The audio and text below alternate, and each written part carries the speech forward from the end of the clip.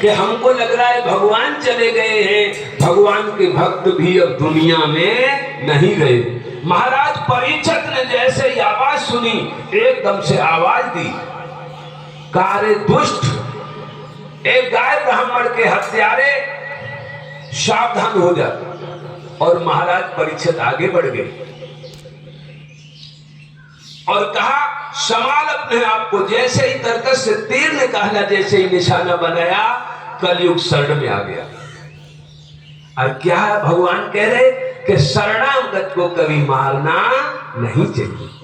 विभीषण महाराज से कह रहे कि चाहे कोट जन्म का अपराधी हो, अगर आपकी शरण में आ जाए तो उसे मारना नहीं चाहिए।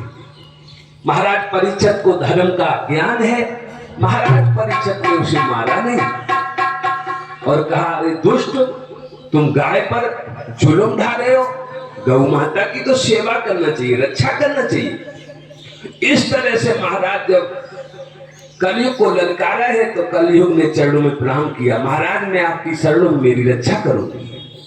परीक्षित महाराज कहने लगे, मैं दुष्टों की रक्षा तो नहीं करनी चाहिए, लेकिन शरण में आए तो कितना भी नुकसान क्यों न हो, शरण में आए हुए को मारना नहीं चाहिए, ये अच्छी बात है। लेकिन गाय बैल पर जुल्म नहीं ढाना चाहिए, ये गौ माता है, इस पर तुम जुल्म ढा रहे।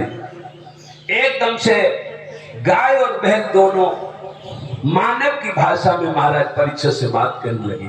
गाय ने कहा, महाराज मैं गाय नहीं, मैं पृथ्वी हूं। बैल ने कहा, महाराज मैं धर्म हूं, मैं बैल नहीं हूं। महाराज मैं सतयुग में मेरे 4 चरण थे, त्रेता में 3 बचे, द्वापर में 2 थे, कलयुग में मेरा 1 रह गया, 3 हमारे टूट गए। और कलयुग में ये ध्यान रखना, केवल दान रूपी चरण जो है वो श्रेष्ठ है, शेष बचा हुआ है, बाकी जप तप और ये तीनों चरण टूटे हुए। आप जब तो तब करोगे जब समय सही से मिलेगा, तब तो तब बनेगा तपस्या जब आपको सामग्री सही मिलेगी, तब नहीं है कि तुम बढ़िया करोगे। अब धूप तो लाए महाराज, पता ना बजा सलाई कैसी है, घी तो लाए महाराज, बताया तो घी का है, पता गाय का है, लेकिन पता नहीं कैसा है। क्यों कि शुद्ध जब क्रिया नहीं होगी, शुद्ध जब कर्म नहीं होगा, तो शुद्ध फल कहां से प्राप्त हो जाएगा।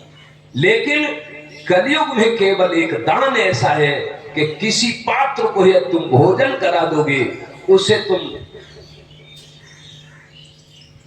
प्रणाम कर लोगे, उसे किसी तरह सुख पहुंचा दोगे, तो पूरा का पूरा फल तुम्हें प्राप्त होगा। महाराज एक बहुत सुंदर प्रसंग है श्री माधवदास जी महाराज का। माधवदास जी महाराज बहुत सुंदर संत हुए।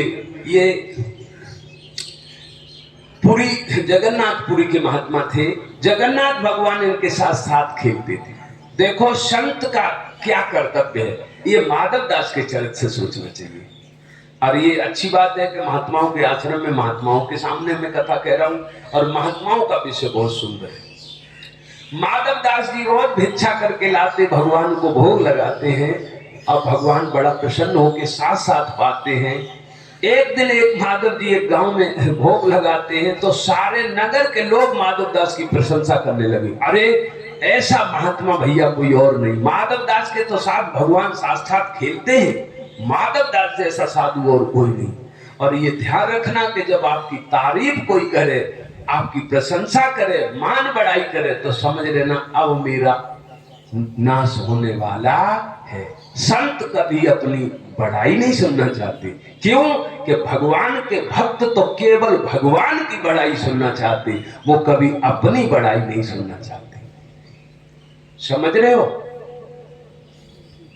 अगले भगवान के भक्त कभी भी अपनी बढ़ाई नहीं सुनना चाहते, वो केवल भगवान की बढ़ाई सुनना चाहते। क्यों कि सच्ची बात तो यही है, पतिव्रता स्त्री कभी अपनी तारीफ नहीं सुनना चाहती, वो केवल अपने पति की तारीफ सुनने में पसंद करती। ऐसे ही भगवान के भक्तों को समर्पण होना चाहिए कि वो भगवान की बड़ाई कर रहा है, वही मेरी बड़ाई कर रहा है। ये मेरी बड़ाई कर रहा है तो ये चाप स्वरूपी कर रहा है, इसका कोई